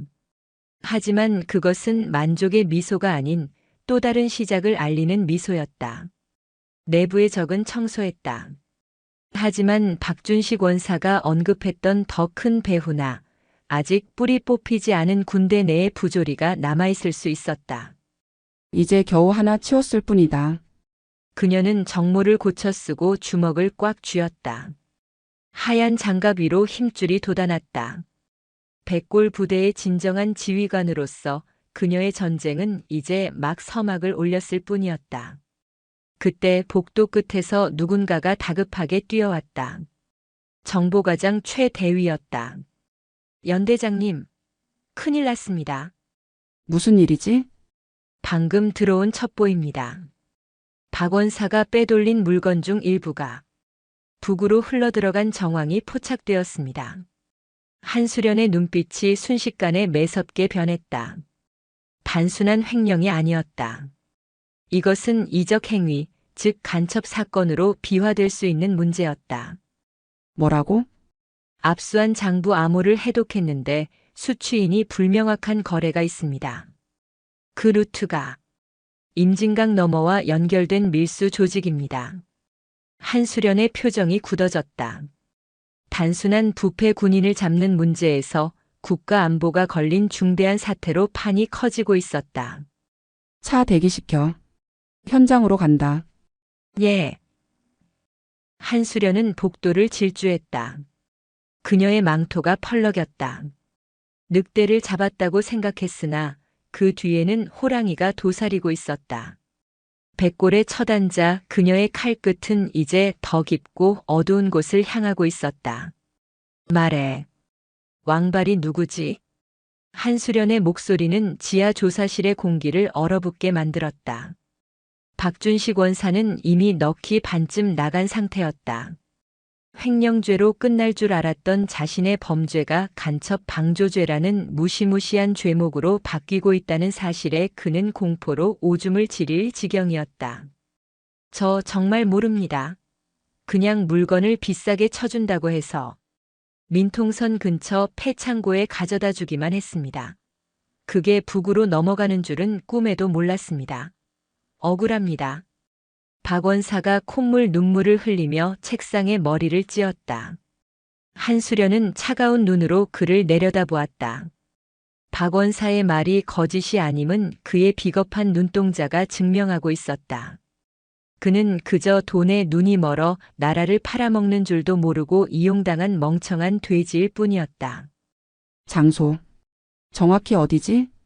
자등리에서 북쪽으로 10km 떨어진 구양어장 창고입니다. 왕발이라고 불리는 놈이 거기 대장입니다. 발 사이즈가 330이라 왕발이라고. 한수련은 즉시 조사실을 나섰다. 그 밖에는 정보과장 최대위와 707 시절부터 손발을 맞췄던 부사관 출신의 특임대원 2명이 무장한 채 대기하고 있었다. 상황이 급박하다. 놈들이 낌새를 채고 도주하기 전에 타격한다. 목표는 조직의 우두머리 왕발 생포 그리고 밀반출되는 물자 확보. 무기는 챙깁니까? 최 대위의 질문에 한수련은 고개를 저었다. 민통선 내부다. 총소리가 나면 전방 부대에 비상이 걸리고 사태가 걷잡을 수 없이 커진다. 조용하고 신속하게 맨손으로 제압한다. 그녀는 자신의 전투화 끈을 다시 한번 조였다. 출발. 검은색 승합차가 어둠을 뚫고 질주했다. 눈 쌓인 비포장도로를 덜컹거리며 달리는 차 안에서 한수련은 지도를 머릿속에 각인시켰다. 구양어장 창고는 임진강 지류와 맞닿아 있어 겨울철 얼어붙은 강 위로 물건을 썰매에 실어 넘기기에 최적의 장소였다. 새벽 3시. 목표 지점에 도착한 한수련 일행은 차를 멀리 세워두고 도보로 이동했다. 칼바람이 몰아치는 강가에는 갈대밭이 무성했고 그 사이에 녹슨 슬레이트 지붕을 얹은 거대한 창고가 괴물처럼 웅크리고 있었다. 창고 주변에는 덩치 큰 사내들이 손전등을 들고 순찰을 돌고 있었다. 박 원사와 거래하던 동네 양아치들과는 차원이 다른 살기가 느껴지는 전문적인 밀수꾼들이었다. 최 대위와 팀원들은 퇴로를 차단해. 나는 정면으로 들어간다. 연대장님 위험합니다. 혼자서는 무리입니다. 내가 미끼가 되어야 놈들이 한 곳으로 모인다. 그 틈에 너희들이 포위망을 좁혀. 걱정 마라. 놈들이 불쌍하게 될 테니까. 한수련은 망설임 없이 어둠 속에서 걸어나갔다. 눈 밟는 소리를 죽이며 창고 정문 쪽으로 접근했다. 경계를 서던 사내 하나가 인기척을 느끼고 손전등을 비췄다. 누구냐? 빛이 한수련의 얼굴을 비췄다. 그녀는 손으로 빛을 가리지 않고 당당하게 놈을 노려보았다. 왕발에게 전해. 밀린 외상값 받으러 왔다고. 뭐야, 이 미친년은? 사내가 품에서 잭나이프를 꺼내 들고 달려들었다. 한수련은 눈 하나 깜짝하지 않았다. 사내의 칼이 허공을 가르는 순간 그녀의 왼손이 뱀처럼 뻗어나가 놈의 손목을 감아쥐었다. 우두둑. 뼈가 으스러지는 소리와 함께 칼이 바닥에 떨어졌다. 끄악. 한수련은 비명을 지르려는 놈의 명치를 오른 무릎으로 가격했다. 컥 소리와 함께 사내는 거품을 물고 쓰러졌다. 그녀는 쓰러진 사내를 질질 끌고 창고 문을 발로 걷어찼다. 쾅! 육중한 철문이 굉음을 내며 열렸다. 창고 안의 풍경이 드러났다. 수백 개의 박스가 쌓여 있었고 그 중앙에는 화로를 피워놓고 10여 명의 사내가 모여 있었다. 그리고 그들 가운데 곰 가죽 코트를 입고 거대한 군화를 신은 거구의 남자가 의자에 앉아 있었다. 왕발이었다. 어떤 새끼가 감히 남의 사업장에. 왕발이 인상을 구기며 일어났다. 그의 키는 2미터가 넘어 보였고 손에는 쇠사슬이 감겨 있었다. 내 놈이 왕발인가? 발만 큰 게 아니라 간도 부었군. 국군 보급품을 적국에 팔아넘겨? 한수련의 일갈에 창고 안이 순식간에 살벌해졌다. 왕발은 바닥에 쓰러진 부하를 보더니 피식 웃었다. 군발이인가 본데 계집년이 겁 대가리를 상실했네. 야 애들아. 심심했는데 잘 됐다. 전현 잡아서 임진강 물고기 밥으로 던져줘라. 아, 그 전에 좀 데리고 놀아도 되고. 그의 말이 떨어지자마자 10여 명의 사내들이 쇠파이프와 강목, 도끼를 들고 한수련을 에워쌌다. 그들의 눈빛은 굶주린 늑대떼와 같았다. 하지만 그들은 몰랐다. 지금 그들이 포위한 것은 양이 아니라 맹수 중의 맹수라는 것을. 한수련은 천천히 가죽 장갑을 벗어 주머니에 넣었다. 데리고 놀아? 그래, 어디 한번 놀아보자. 대신 대가는 비쌀 거다. 너희들 팔다리 하나씩은 내놔야 할 테니까. 그녀가 자세를 잡았다. 707 특공 무술과 크라브마가가 혼합된 오직 살상을 위해 최적화된 자세였다. 죽여. 가장 먼저 달려든 놈이 도끼를 휘둘렀다. 한수련은 상체를 숙여 가볍게 피한 뒤 회전력을 이용해 놈의 턱에 뒤돌려 차기를 꽂아 넣었다. 퍽. 소름 끼치는 타격음과 함께 놈의 몸이 허수아비처럼 날아가 박스 더미에 처박혔다. 시작이었다. 한수련은 춤을 추듯 움직였다. 날아오는 쇠파이프를 손바닥으로 쳐내고 파고드는 놈의 팔을 꺾어 방패로 삼았다. 그녀의 주먹이 놈들의 급소인 인중, 명치, 관자놀이를 정확하게 타격할 때마다 비명과 함께 한 명씩 바닥에 나뒹굴었다. 이 인연이 귀신이야?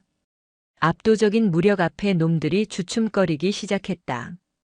총기 하나 사용하지 않고 오직 맨손과 발만으로 10명의 장정을 유린하는 모습은 공포 그 자체였다. 왕발의 표정이 굳어졌다. 그는 자신이 직접 나서야겠다고 판단했는지 손에 감긴 쇠사슬을 철렁거리며 앞으로 걸어 나왔다. 비켜. 쓸모없는 새끼들. 부하들이 길을 텄다. 왕발은 쇠사슬 끝에 달린 묵직한 줄을 붕붕 돌리며 한수련을 노려보았다. 재주가 좋네. 어디 내 사슬도 피하나 보자. 쉭. 쇠사슬이 뱀처럼 날아왔다. 공기를 찢는 소리가 났다. 한수련은 간발의 차이로 고개를 돌려 피했다. 쇠사슬이 스쳐 지나간 드럼통이 종이장처럼 찌그러졌다. 맞으면 즉사였다. 힘만 무식하게 세군. 한수련이 조소했다. 왕발은 분노하며 사슬을 미친 듯이 휘둘렀다. 좁은 창고 안은 쇠사슬이 파괴하는 집기들의 파편으로 아수라장이 되었다. 한수련은 날렵하게 몸을 날리며 놈의 사정거리 안으로 파고들 기회를 엿보았다. 이곳은 전장이었다. 그리고 한수련은 이 전장의 지배자였다. 임진강의 차가운 바람이 창고 안으로 몰아쳤지만 그녀의 몸에서 뿜어져 나오는 열기는 그보다 더 뜨거웠다. 쾅! 왕발의 쇠사슬이 또 한 번 허공을 가르고 바닥을 내리쳤다. 시멘트 바닥이 갈라지며 파편이 튀었다. 한수련은 몸을 굴려 파편을 피함과 동시에 주변에 널려있던 쇠파이프 하나를 집어들었다. 어디 쥐새끼처럼 도망만 다니냐? 정면으로 붙어. 왕발이 씩씩거리며 소리쳤다. 덩치에 걸맞지 않은 스피드였다. 그는 한수련이 숨 쉴 틈도 주지 않고 사슬을 채찍처럼 휘둘렀다. 하지만 한수련의 눈은 침착했다. 그녀는 왕발의 패턴을 분석하고 있었다. 놈은 힘은 세지만 동작이 크고 흥분하면 호흡이 거칠어졌다. 도망? 아니, 사냥감을 몰아넣는 중이다. 한수련이 쇠파이프를 비스듬히 세우며 놈을 도발했다. 죽어라. 왕발이 포효하며 쇠사슬을 수평으로 휘둘렀다. 한수련의 허리를 두 동강 낼 기세였다. 바로 그 순간이었다. 한수련은 피하는 대신 앞으로 몸을 던졌다. 깡! 그녀가 든 쇠파이프가 왕발의 쇠사슬과 충돌하며 불꽃이 튀었다. 쇠파이프가 휘어질 정도의 충격이었지만 그녀는 버텨냈다. 그리고 사슬이 파이프에 감기는 찰나 그녀는 파이프를 놓지 않고 오히려 왕발 쪽으로 강하게 잡아당겼다.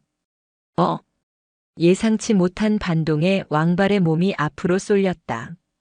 그 짧은 틈을 한수련은 놓치지 않았다. 그녀는 바닥을 박차고 튀어올라 공중에서 몸을 비틀며 왕발의 얼굴을 향해 무릎을 날렸다. 플라잉 니킥. 707 시절 수없이 연마했던 필살의 일격이었다. 퍽. 둔탁한 타격음이 창고를 울렸다. 왕발의 코뼈가 으스러지는 소리가 났다. 고개가 뒤로 젖혀진 왕발은 비명을 지르며 뒷걸음질 쳤다.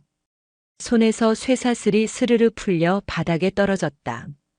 크악! 내 코! 내 코! 왕발이 손으로 얼굴을 감싸쥐었다. 손가락 사이로 검붉은 피가 줄줄 흘러내렸다. 한수련은 착지하자마자 숨 돌릴 틈도 없이 다시 파고들었다. 거구의 적을 상대할 때는 확실하게 끝을 봐야 했다. 그녀는 비틀거리는 왕발의 오금을 강하게 걷어찼다.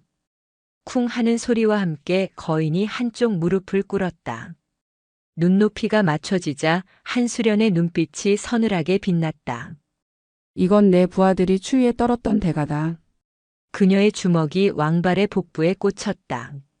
이건 국가를 배신한 대가다. 연이어 팔꿈치가 놈의 턱을 올려쳤다. 왕발의 눈이 하얗게 뒤집혔다.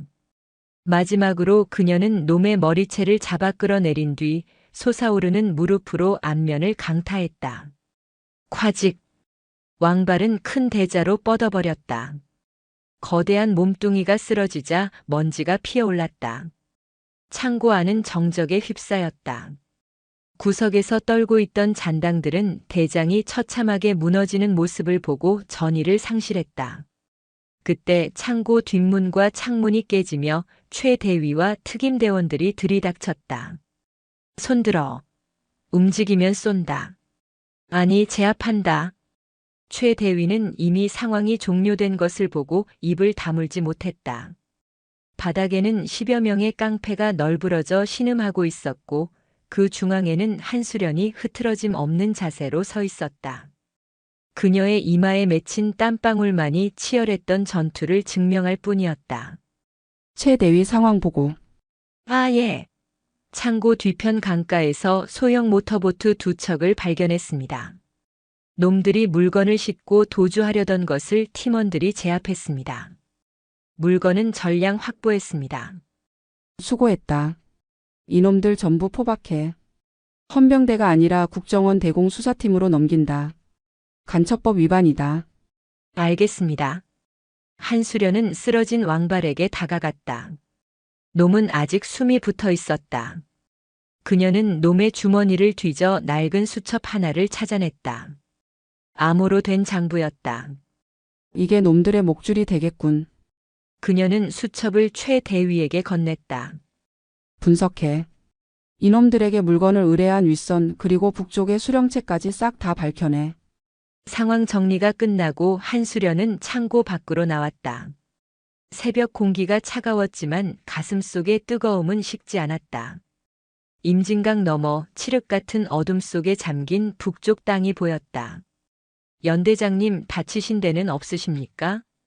최 대위가 걱정스러운 듯 물었다. 한수련은 자신의 주먹을 내려다보았다. 놈들을 가격할 때 까진 피부에서 피가 배어나오고 있었다. 하지만 고통은 느껴지지 않았다. 이 정도는 생책이다. 병사들 마음의 상처에 비하면 아무것도 아니지. 그녀는 강물을 바라보며 말했다. 오늘 우리는 단순히 도둑을 잡은 게 아니다. 구멍난 안보를 꿰맨 거다. 박준식 같은 내부의 저 왕발 같은 외부의 기생충들. 내가 이 자리에 있는 한 단 한 마리도 살려두지 않겠다. 멀리서 붉은 아침 해가 떠오르고 있었다. 강물 위로 붉은 빛이 일렁였다. 그것은 마치 한수련이 흘린 피와 땀 그리고 그녀가 지켜낸 백골 부대의 명예처럼 보였다. 며칠 뒤 제18보병연대 연병장. 박준식 원사와 왕발 일당이 뉴스에 대서특 필되었다는 소식이 전해졌다. 군 보급품 횡령 및 국가보안법 위반. 전례 없는 대규모 검거 실적이었다. 국방부 장관 표창이 내려왔지만 한수련은 표창장보다 병사들의 얼굴을 보는 것이 더 좋았다. 그녀가 아침 구보를 위해 연병장에 나타나자 병사들이 자발적으로 모여들었다. 모두가 신형 방한복과 따뜻한 장갑을 착용하고 있었다. 그들의 얼굴에는 생기가 돌았고 눈빛에는 지휘관에 대한 무한한 신뢰가 담겨 있었다. 연대장님, 충성. 이민호 병장이 가장 먼저 경례를 붙였다. 그의 손은 더 이상 동상으로 붉지 않았다. 쉬어. 춥지 않나? 하나도 안 춥습니다. 연대장님 덕분에 올겨울은 끄떡없습니다. 병사들이 와하 웃었다. 한수련의 입가에도 드물게 옅은 미소가 번졌다. 차가운 얼음 마녀라 불리던 그녀가 처음으로 병사들 앞에서 보여준 인간적인 미소였다. 다들 훈련 준비해라. 보급이 좋아졌으니 훈련 강도도 높여야겠지? 병사들이 즐거운 비명을 질렀다. 하지만 그 비명에는 불만이 아닌 활기가 넘쳤다. 한수련은 연병장을 뛰는 병사들의 뒤를 따랐다.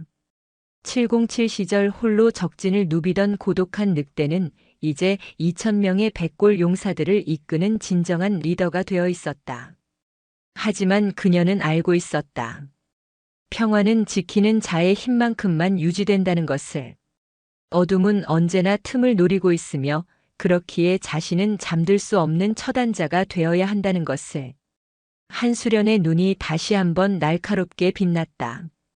그녀의 전쟁은 끝나지 않았다. 다만 이제는 혼자가 아닐 뿐이었다. 백골의 처단자.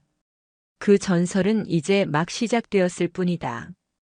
박준식 원사와 왕발 일당이 구속된 지 일주일이 지났다. 부대는 태풍이 휩쓸고 지나간 자리처럼 고요했지만 그 고요함은 공포나 침묵이 아니었다. 그것은 새로운 질서가 자리 잡기 전에 정갈한 긴장감이었다. 연대장실의 풍경도 달라졌다. 먼지 쌓였던 책상은 유리알처럼 닦여 있었고 꺼져 있던 난로는 훈훈한 온기를 내뿜고 있었다. 하지만 한수련은 따뜻한 집무실에 앉아 있지 않았다.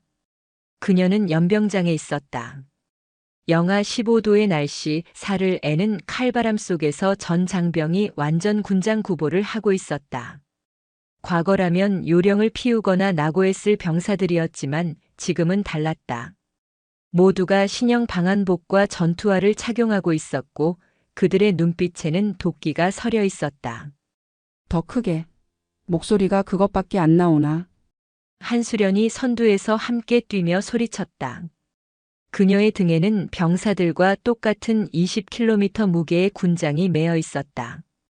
연대장이 직접 군장을 메고 뛰는데 감히 요령을 피울 수 있는 간부는 없었다. 헉헉거리는 숨소리와 함께 내뿜는 하얀 입김이 거대한 증기기관차의 연기처럼 피어올랐다. 구보가 끝나고 휴식 시간 한수련은 병사들 사이로 걸어 들어갔다. 행정병이 따뜻한 유자차를 들고 달려왔지만 그녀는 손을 저어 거절했다. 대신 수통에 차가운 물을 벌컥벌컥 마셨다. 이민호 병장. 병장 이민호. 이민호가 벌떡 일어났다. 일주일 전 박원사에게 맞아 터졌던 입술 상처는 아물어 희미한 흉터가 되어 있었다.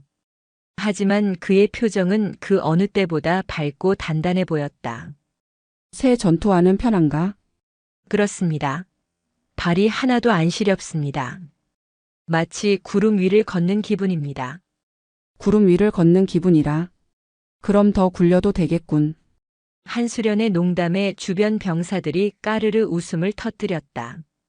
예전 같으면 상상도 못할 광경이었다.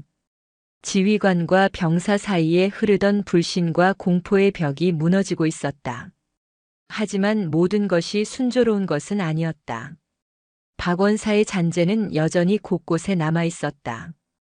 점심시간 간부 식당. 박원사와 어울려 다니던 일부 상사들이 구석에 모여 수군거리고 있었다. 그들은 구속은 면했지만 감봉과 근신 처분을 받은 상태였다. 아, 진짜 못 해먹겠네. 박원사 있을 때가 좋았지. 이게 뭐냐, 연대장이 병사들 비위나 맞추고. 그러게 말입니다. 군기가 빠져가지고. 우리가 병사들 눈치 보느라 숨도 못 쉽니다. 그들은 반성을 모른 채 옛 시절을 그리워하고 있었다. 그때 식당 문이 열리고 한수련이 식판을 들고 들어왔다. 그녀는 장교석으로 가지 않고 곧장 상사들이 모여있는 테이블로 다가왔다. 순식간에 정적이 흘렀다. 뒷담화를 하던 상사들의 얼굴이 사색이 되었다. 밥이 입에 안 맞나? 한수련이 식판을 내려놓으며 물었다. 아, 아닙니다. 아주 맛있습니다. 한 상사가 허둥지둥 대답했다. 한수련은 의자를 빼고 그들 사이에 앉았다. 그리고 천천히 밥을 한 숟가락 떠서 입에 넣었다. 박원사 시절이 그립다고 했나? 상사들이 젓가락을 떨어뜨릴 뻔했다. 그녀는 모든 것을 듣고 있었다. 편하고 배부른 시절이었겠지. 부하들 몫을 훔쳐 먹었으니. 하지만 명심해라. 그 배부름의 대가는 감옥이었다. 한수련의 시선이 그들을 꿰뚫었다. 나는 너희에게 기회를 줬다. 옷을 벗기지 않은 건 너희가 유능해서가 아니라 가정을 가진 가장들이기 때문이다. 하지만 내 인내심을 시험하려 들지 마라. 썩은 뿌리는 언제든 다시 잘라낼 준비가 되어 있으니까. 그녀는 국물을 들이켜고 자리에서 일어났다. 오후 일과 전 간부 사격 측정이다. 불합격하는 인원은 주말 외박 통제하고 정신 교육 보낸다. 밥 든든히 먹어두는 게 좋을 거다. 한수련이 식당을 나가자 상사들은 그제야 참았던 숨을 몰아쉬었다. 와, 진짜 독종이다, 독종. 입 조심하자. 저 여자는 진짜다. 진짜 군인이야. 그날 오후 사격장에서는 총성이 끊이지 않았다. 한수련은 백발백중의 사격 실력을 보여주며 간부들의 길을 완전히 꺾어 놓았다. 말뿐인 지휘가 아니었다. 실력으로 증명하는 압도적인 리더십 앞에 불만 세력들은 더 이상 입을 열 수 없었다. 밤이 깊었다. 한수련은 관사로 돌아가지 않고 내무반을 순찰했다. 불 꺼진 복도를 걸으며 그녀는 열린 문틈으로 잠든 병사들을 보았다.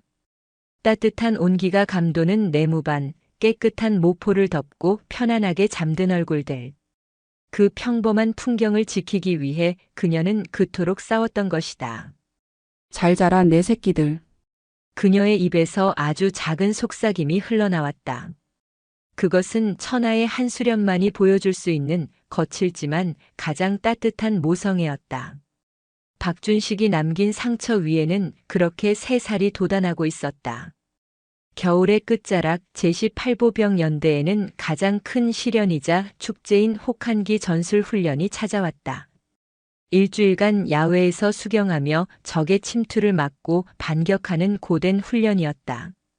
과거의 혹한기 훈련은 병사들에게 지옥이었다. 부실한 장비 탓에 동상 환자가 속출했고 훈련보다는 추위를 견디는 게 목적이 되어버리곤 했다. 하지만 이번은 달랐다. 야, 이번 핫팩 진짜 오래 간다. 12시간 지났는데 아직도 뜨끈해. 방 하나 덕분에 발 하나도 안 시렵네. 훈련할 만한데? 참호 속에 엎드린 병사들이 작은 목소리로 대화를 나누었다. 장비가 받쳐주니 훈련의 효율이 올랐고 병사들의 움직임은 기민했다. 가상 적군 역할을 맡은 대항군 부대가 침투를 시도했지만 번번이 실패했다. 백골 부대원들은 물샐 틈 없는 경계 태세를 유지했다. 그들의 눈빛은 살아있었고 지휘 체계는 막힘없이 돌아갔다. 훈련 마지막 날 복귀 행군이 시작되었다. 50km 산악 행군. 훈련으로 지친 몸을 이끌고 험준한 산길을 넘어야 하는 최후의 관문이었다. 새벽 4시 어둠 속에서 행렬이 시작되었다. 한수련 연대장은 지휘 차량을 타지 않았다. 그녀는 행렬의 가장 맨 뒤 후미에 섰다. 연대장님, 차량에 탑승하셔야 지휘가 원활합니다. 작전 참모의 권유에도 그녀는 고개를 저었다. 지휘관의 등은 병사들이 볼 수 있어야 한다. 하지만 때로는 지휘관이 병사들의 등을 봐줘야 할 때도 있는 법이다. 나는 낙오자가 없는지 뒤에서 지킬 테니 참모는 선두를 이끌어. 그녀는 묵묵히 병사들의 뒤를 따랐다. 발바닥에 물집이 잡히고 어깨가 끊어질 듯 아파왔지만 그녀는 내색하지 않았다. 오히려 힘들어하는 병사가 보이면 다가가 군장을 들어주거나 등을 밀어주었다. 할 수 있다. 고지가 바로 저기다. 그녀의 목소리는 지친 병사들에게 최고의 강장제였다. 707의 전설적인 여전사가 우리 뒤를 지키고 있다는 사실만으로도 병사들은 힘을 냈다. 해가 중천에 떴을 때 마침내 부대 정문이 보였다.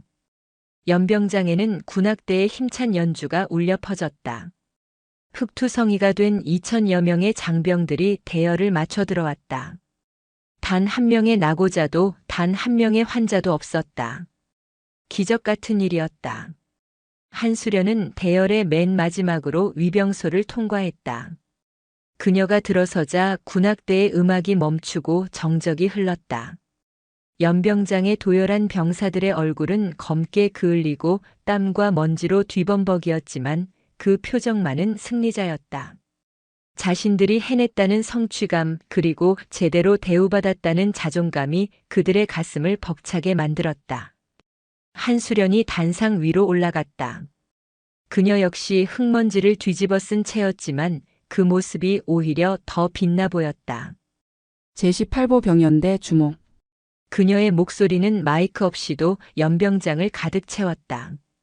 너희들은 증명했다. 장비 탓, 환경 탓, 남 탓을 하던 패배주의는 이제 우리 부대에 없다. 혹한의 추위도 험준한 산악도 너희를 막지 못했다. 너희가 바로 백골이다. 병사들의 가슴이 울컥했다. 나는 너희가 자랑스럽다. 내 군생활을 통틀어 너희는 최고의 부하들이다. 그 한마디에 이민호 병장의 눈에서 눈물이 주르륵 흘러내렸다. 옆에 있던 최지훈 이병도 뒤에 있던 김철수 중사도 코끝이 찡해졌다. 박원사의 폭정 아래서 신음하던 오합지졸 부대가 단 몇 달 만에 최정예 부대로 다시 태어난 것이다. 우리의 구호는 무엇인가? 한수련이 외쳤다. 백골, 백골, 백골. 2,000명의 함성이 철원의 하늘을 뒤흔들었다. 땅이 울릴 정도의 기백이었다. 경례. 척. 일사불란한 소리와 함께 2,000개의 손이 올라갔다. 각도 하나 흐트러짐 없는 완벽한 경례였다. 병사들의 눈은 한수련을 향해 있었고 그 눈빛에는 존경과 감사가 담겨 있었다. 한수련은 천천히 손을 들어 답례했다. 하얀 장갑을 낀 그녀의 손끝이 눈썹 끝에 닿았다. 항상 차갑고 무표정하던 얼음 마녀라 불리던 그녀의 입꼬리가 부드럽게 올라갔다. 그것은 승리자의 미소이자 모든 짐을 내려놓은 자의 편안한 미소였다. 무심한 듯하지만 그 안에는 깊은 신뢰와 애정이 담겨 있었다. 햇살이 쏟아지는 연병장. 바람은 여전히 차가웠지만 그곳에 서 있는 누구도 추위를 느끼지 않았다. 악은 처단되었고 정의는 바로 섰으며 백골은 다시 태어났다. 한수련 대령. 그녀가 철원의 황무지에 심은 것은 단순한 규율이 아니었다. 그것은 군인의 명예, 그리고 사람에 대한 존중이었다. 그녀의 전설은 훗날까지 병사들의 술자리 안주로, 그리고 후임 지휘관들의 지침서로 영원히 기억될 것이다. 백골의 처단자 임무 완료.